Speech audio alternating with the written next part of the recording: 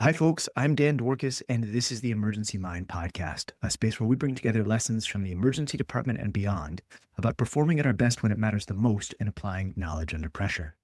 Our guest this episode is Christine Stead. Christine is the CEO of ELSO, which is the premier global nonprofit for all things related to ECMO and ECLS. ELSO brings together providers, industry, and regulatory agencies and others to improve patient outcomes, and it's committed to advancing scientific evidence and supporting its members to achieve high-quality programs. Now, I was lucky enough to meet Christine at the ELSO International Conference. I think I'm saying that Yep. right. I was super struck by the way that she leads this organization, and I'm really excited to have you on the podcast. Thank you for coming to join us. Thanks so much for inviting me. And Dan, I can't thank you enough also for joining the ELSO conference, not just as an attendee, but of course, hosting a session there. I think what your work does in Mission Critical aligns nicely with the work is of anyone that's in the ECLS space. So thank you so much.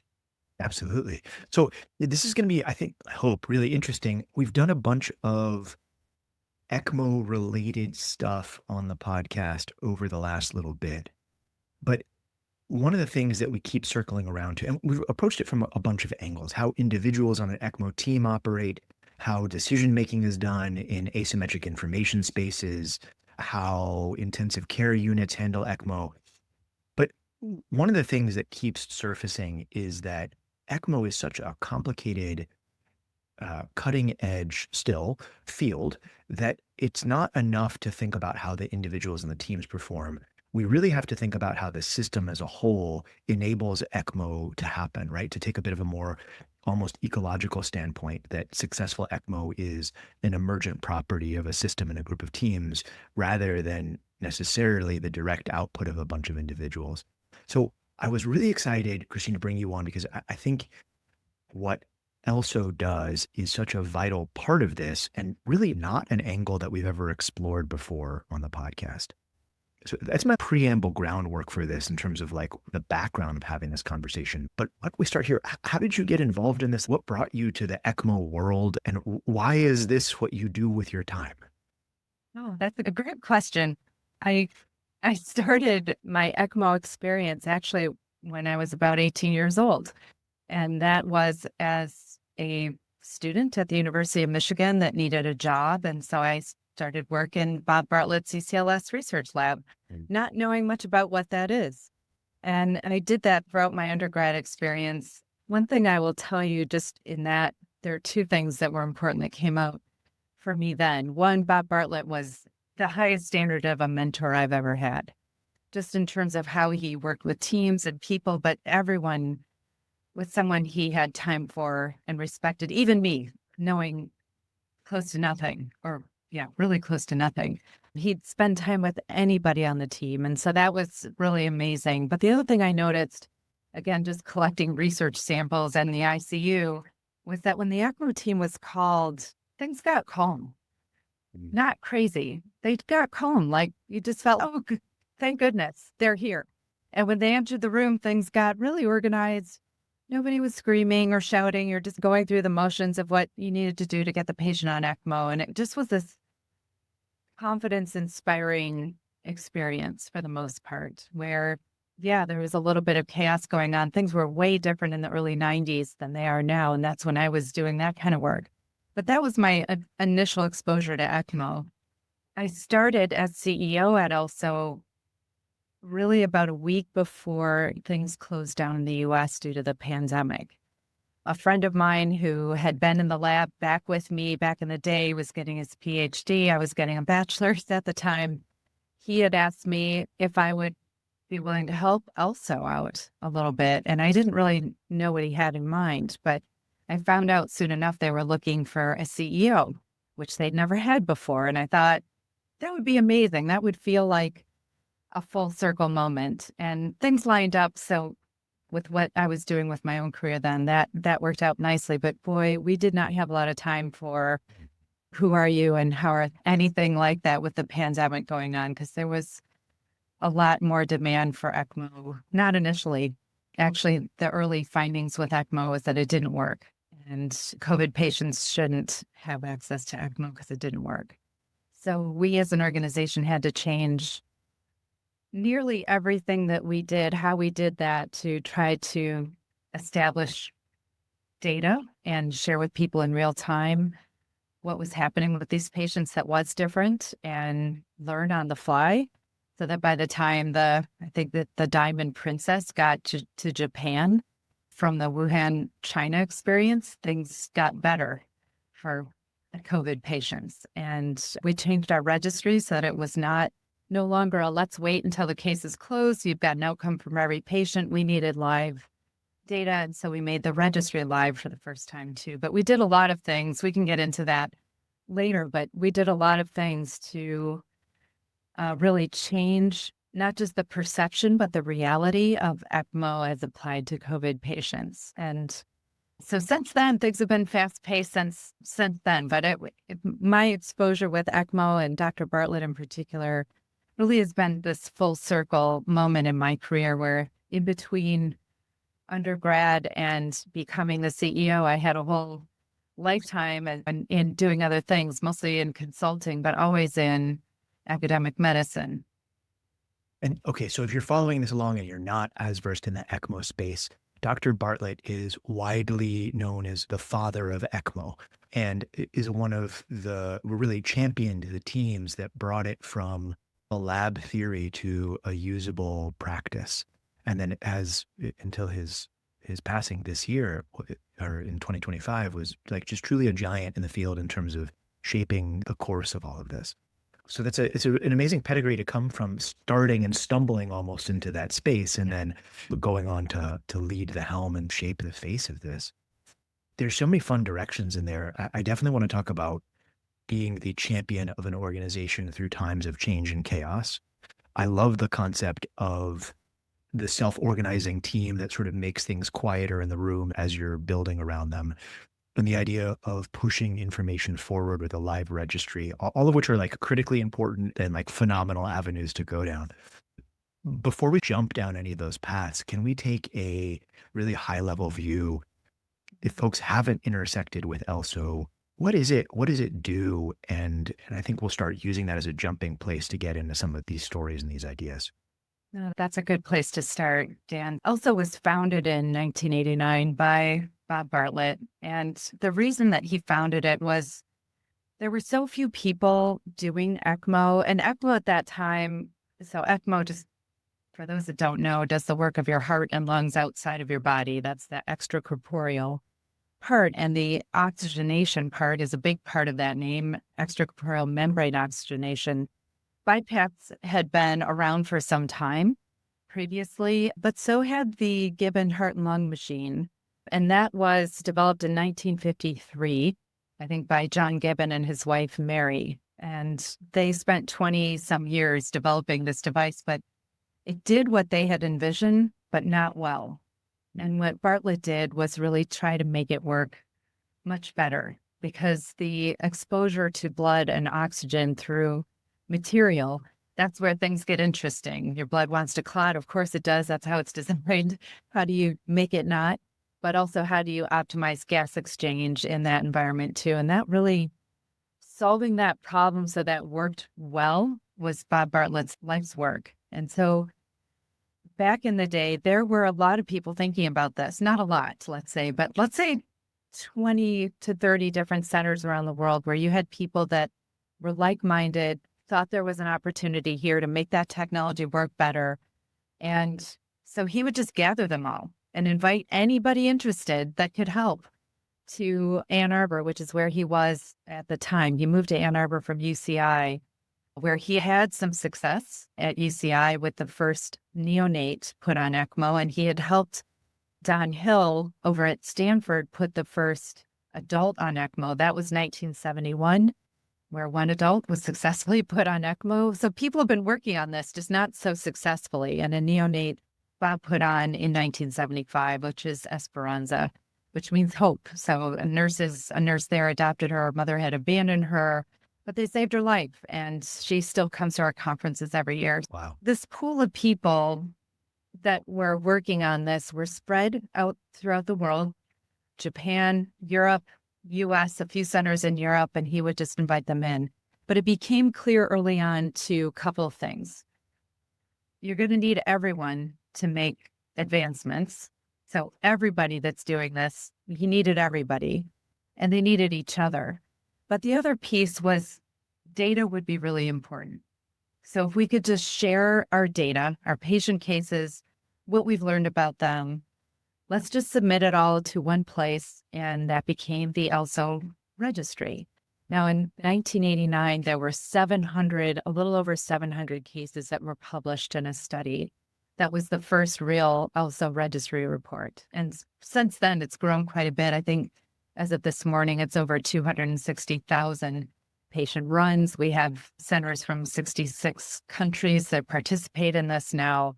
Almost 800 centers around the world are contributing their data to the ELSO registry. So it's grown quite a bit from inception, but that was the early idea.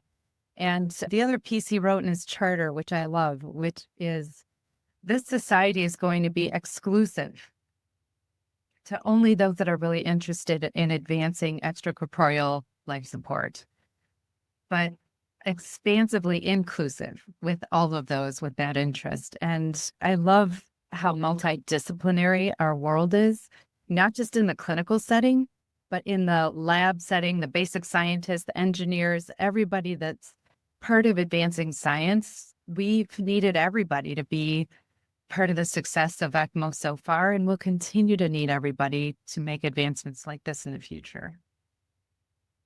It's so interesting hearing that because there's multiple different models for how you would build an innovative, sort of cutting edge new idea about how something works, right? And there's no guarantee that the model that ELSO followed would have had to have been like that.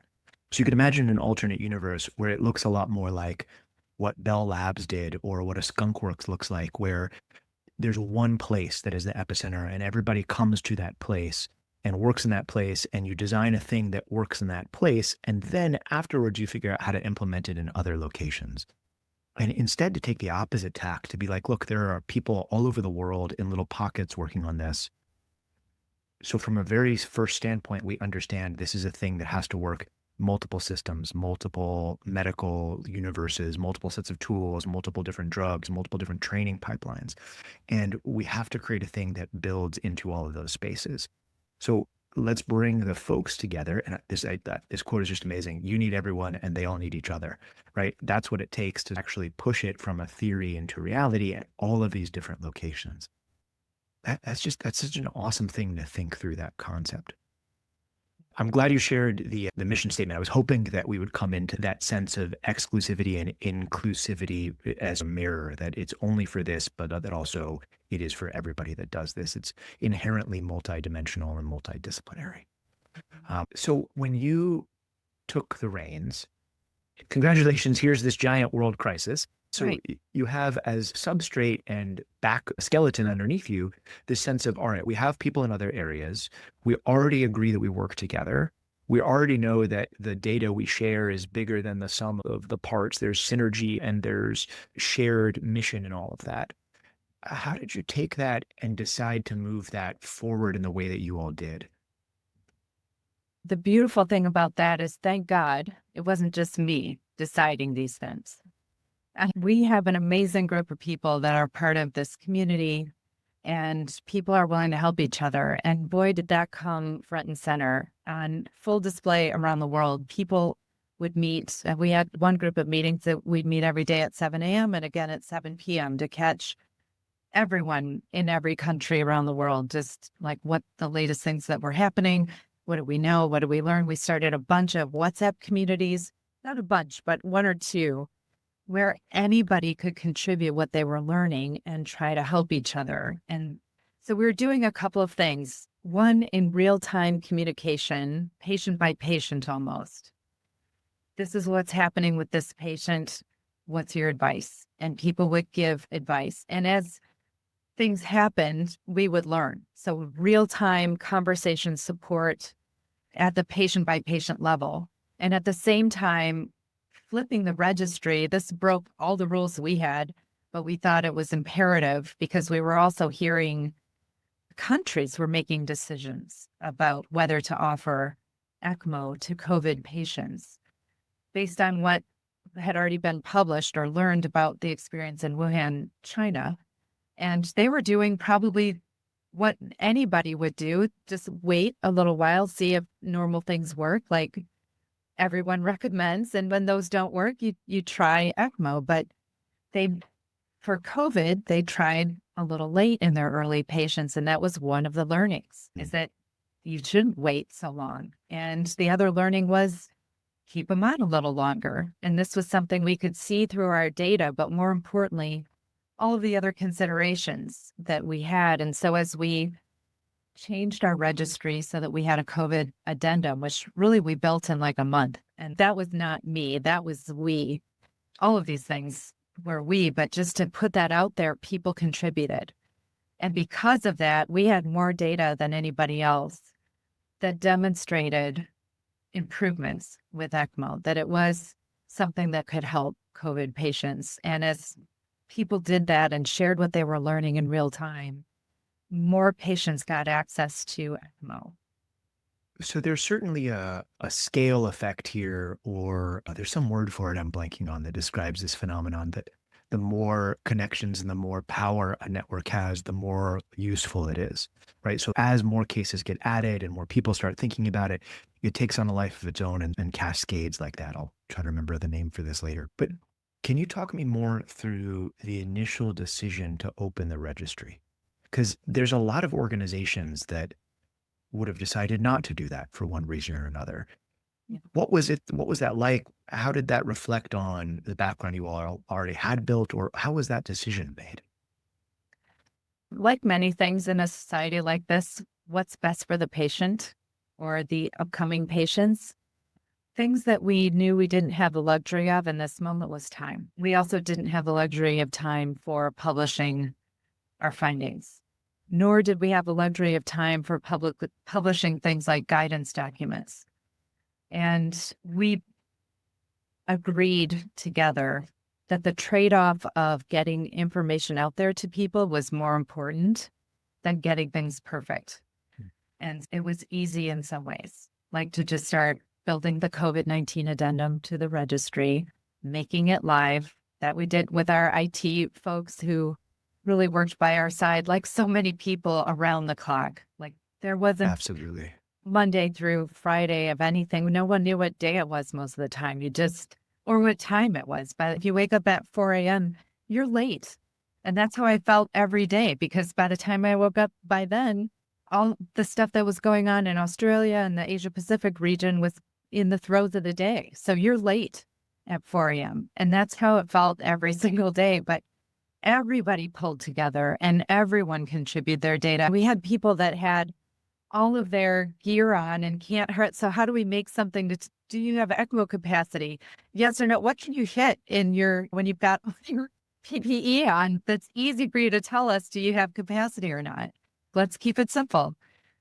We don't care why, just tell us yes or no. So that was another thing that we did. Besides the registry, we also knew we have a global map of all the centers that provide ECMO that are centers of ours. No more provide ECMO than this, but things we could show the world. And by the world in normal times like today, the people that look at our website is not the Wall Street Journal or a local TV station or a patient or their family member. But during the pandemic, all of those types of people did.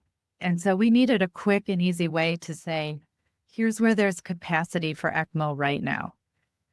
Not why, not when's it going to be resolved. Just green light means yes, have capacity. Yellow, maybe. Red, no, we don't. And so we set up an ECMO capacity bed availability map also as part of this way to improve access to ECMO for anyone, no matter where you are, and look near you. And our best tool for quality of data was to timestamp it. Teams were busy. So if that hadn't been updated in a week, the data's not that reliable. And so that's how we made ECMO capacity map available to people. As I reflect on working through the middle of that, the command and control structure of how a lot of this stuff worked changed very dynamically and very rapidly, right? So in a lot of cases, it was look, we don't know. And so the frontline providers or in small groups were making decisions about what they would offer and how they would offer it based on their best available ideas. Right. So where in normal times, as you're describing, there might be a very thoughtful approach and like measured guidance and pro cons and weighing the evidence. Here we were saying, look, this is our best guess. Here's what we have to offer. And then each group on the ground is going to figure out what they can offer within that structure and that Yeah. space. Yeah. And not all professional organizations, I'm not sure how to put this in a friendly way.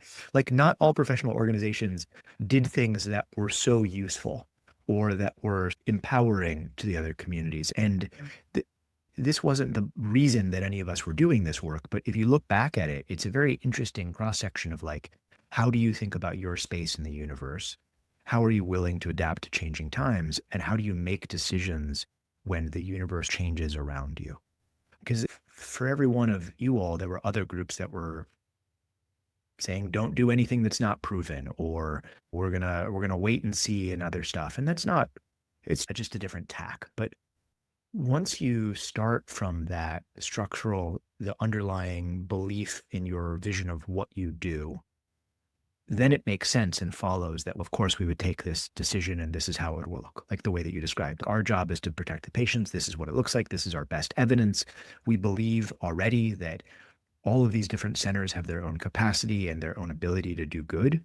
So let's give them the most up-to-date information and see what they can share. When you actually made that decision, was that democratic? Was it hierarchical? Was that, I know it's a we and not a you, but at the end of the day, were you like pushing a go button for this, or was this like a vote? How did this look? At the end of the day, I am pushing a go button for the things that Sure. we're doing. But I Yeah. do like to do that in a way that I feel like I have general consensus or support there. And I don't mean to portray that there wasn't a healthy debate. Yeah. Perfect. There's a healthy debate. It's uncomfortable to do Right. things that are fast and very different. It's uncomfortable to not have the evidence all laid out the way you'd like. But it's also not only uncomfortable, but sometimes unethical to withhold information, especially in a time of crisis. And in our world, and anybody that's in the ECMO world will know how even our own studies are sometimes deemed unethical. If one of the arms of a study means denying people access to ECMO. And so this Sure. whole, how do you do ECMO research anyway, more from a play the winner strategy that Bartlett came up with early on and Pearl O'Rourke intelligently modified quite a bit, but that it's challenging to do research where mortality is a real alternative that Yeah. you have to face. So I think our community is in some ways used to those trade-offs in a way that maybe others are less used to. No, that's really well said. And I think often about the airway registry studies on the emergency medicine side that talk about the failure of surgical access, like crikes and front neck Yeah. access. And if you dig into those studies, a lot of them talk about how the biggest failure is the failure to do it early enough. Like Mhm. basically, once you commit to that path, then you're generally fairly good at it, but people are very hesitant, understandably, to commit to that path. And if Sure. you follow that logic backward, you realize that you're almost never going to feel like it's the right time to take this next step. Because if you wait till you feel like it's the right time, you've probably waited too long to actually pull the trigger on the thing. And getting used to that paradox almost that you're supposed to be building up information, you're supposed to be building up belief, you're supposed to be building up evidence, but at some point the reality is you have to switch gears and take that next step before it feels comfortable. And it strikes me that's in some sense at a different level what you're describing, which is that you have to make the decision to move your organization away from the traditional path. It will never feel comfortable to make that decision. There's no amount of evidence that will ever, at that time that you have it, make it okay or not okay. And you have to be used to taking that sort of a leap for it. Mm, that's well described.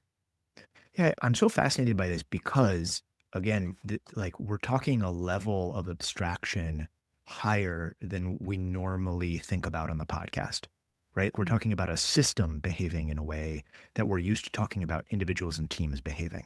And anytime we Mhm. see that mirror, I try to highlight that and be like, why did we do that? And what were the factors that allowed that thing to happen? And I could make some guesses.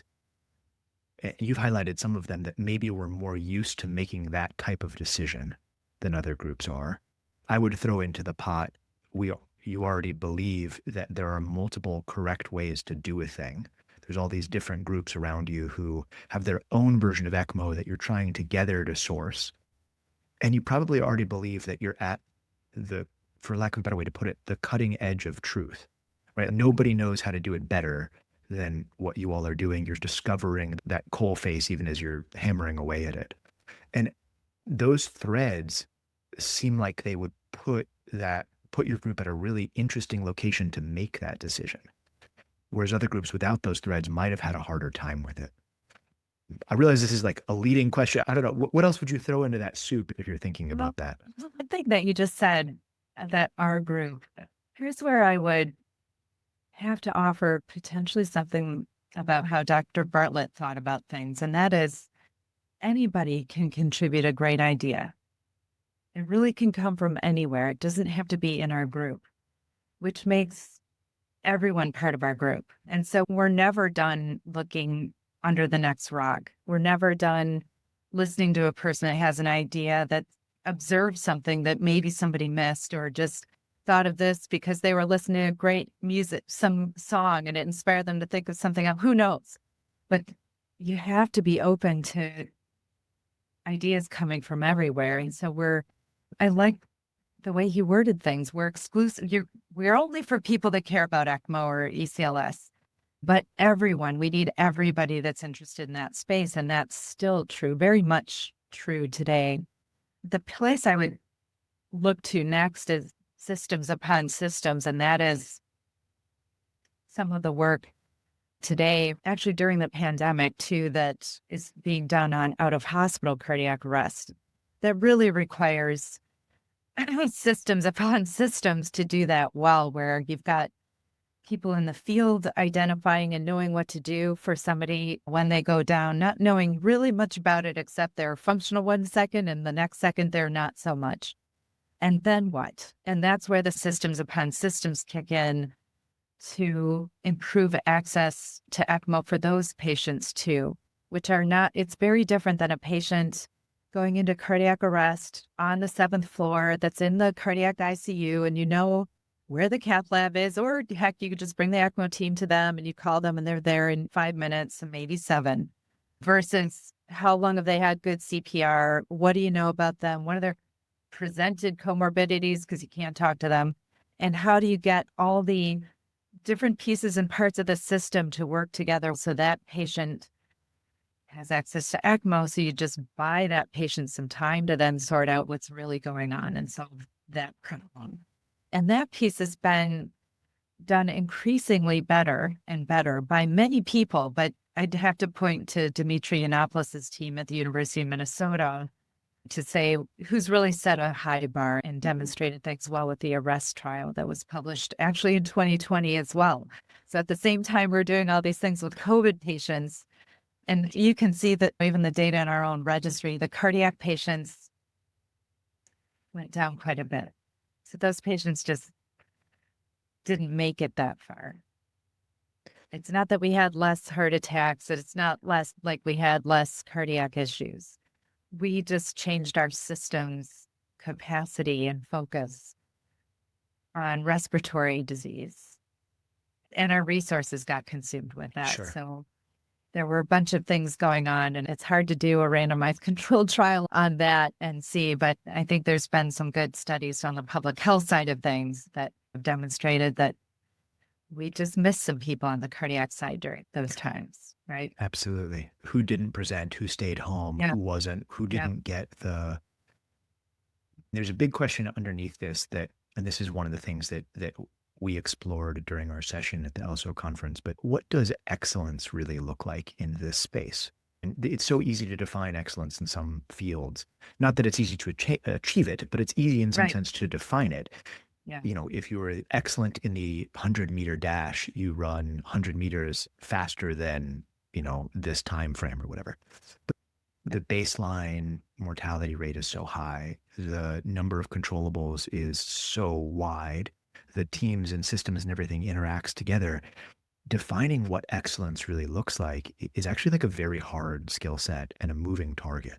And what excellence looks like in a small hospital that has one or two folks that can do ECMO is going to look different than what it looks like in a large academic center that has 24/7 ECMO coverage and everything else. When we're talking about this in terms of who got the best that they could, who was offered our best chance, the numerator and the denominator are both changing at all times about that. And it makes it a really challenging target. But when we think about this from the ACLS side or the stroke side, for example, we often talk about like the chain of survival, right? Which is some version of we identify the problem, we devote like local resources and responses to it. We have extra resources that swarm in, we transport the person to a center of excellence, and then we do stuff with them.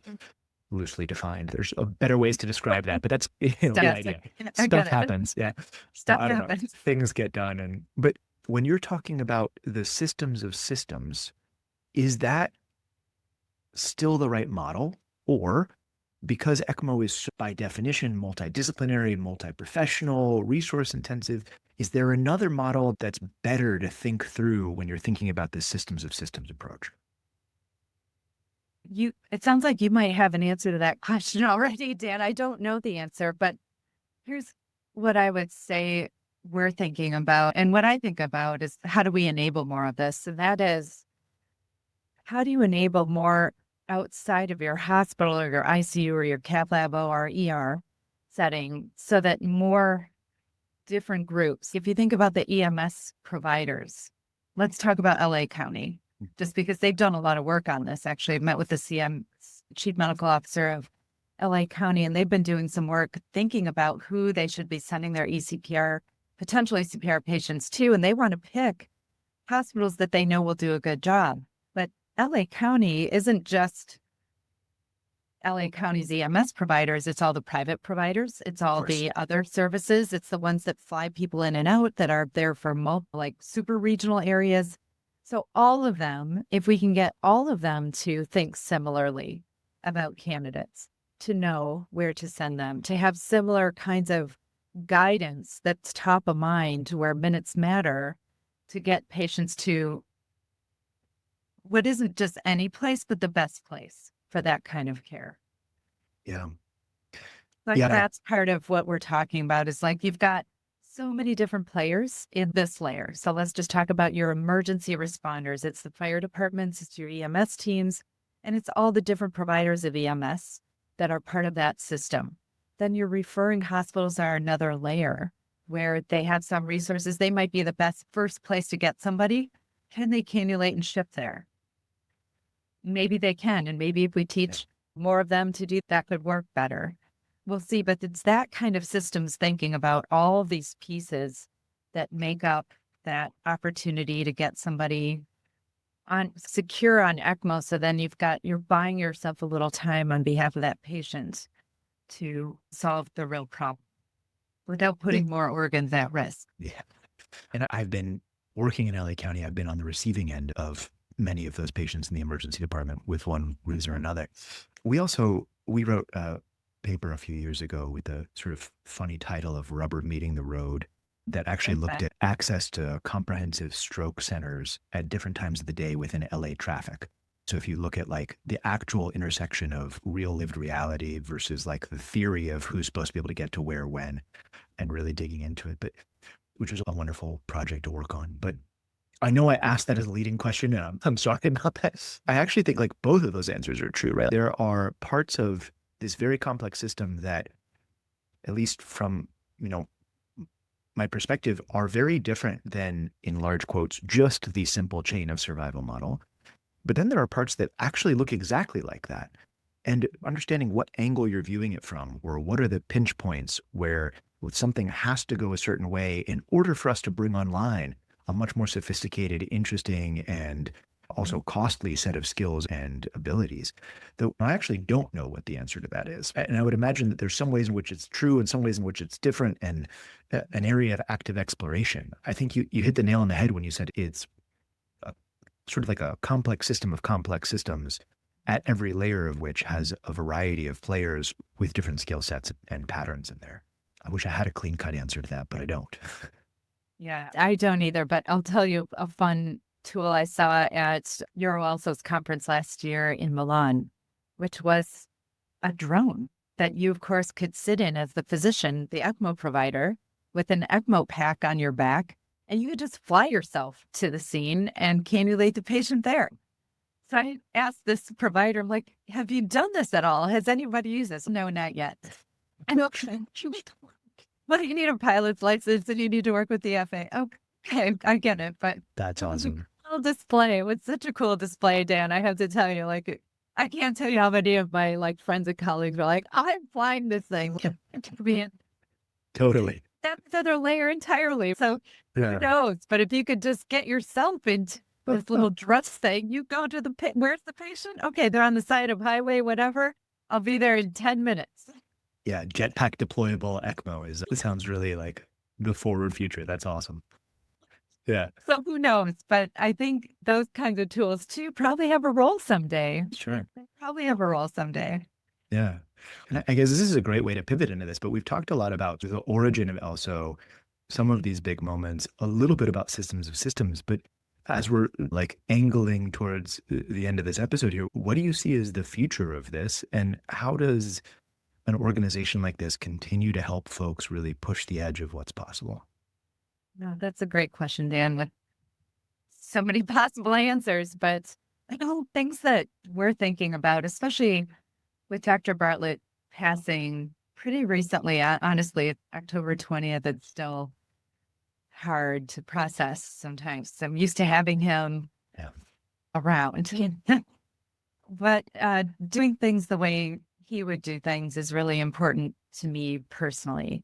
And so there's so many areas of work we have left to do that it's almost limitless. There's the systems of systems things we're talking about.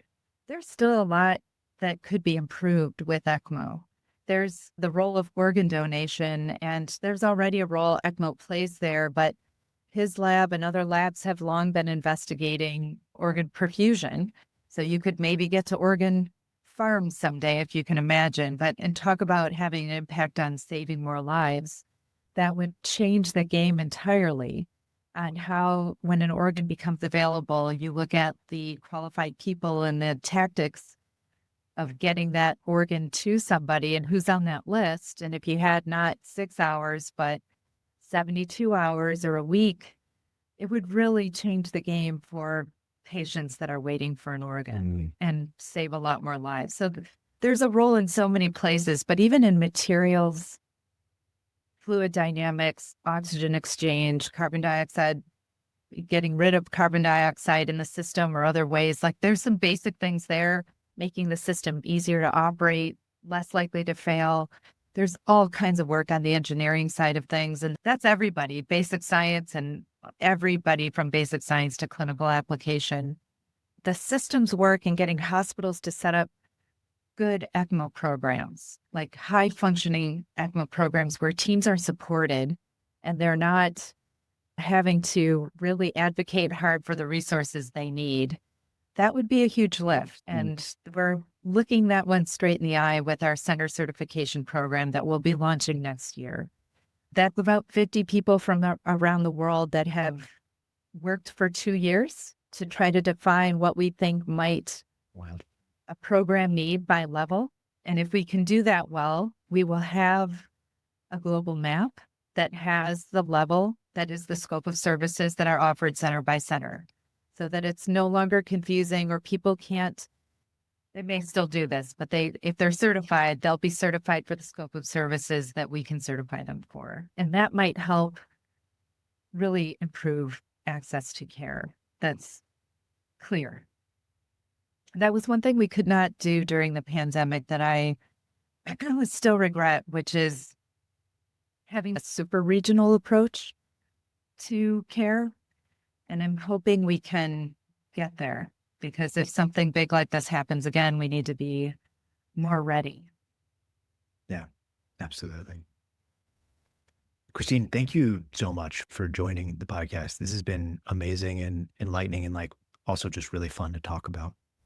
As we're closing out, I want to give you a chance to challenge everybody listening to this, right? So anything you want them to do differently after they walk away from listening or watching this episode. And to give you a little time install, I'm going to put my normal disclaimer in here while we're doing this, which is that our job here on the Emergency Mind podcast is to take the best of what everybody has already figured out about applying knowledge under pressure and share it broadly with the world. Nothing we do here is medical advice. And for myself or any of my guests, our views or anything we say are just our own and don't represent any of the many wonderful groups we work for or with. Hopefully that's it, and that gave you enough time to come up with a fun challenge. But what do you want people to do differently after they leave this?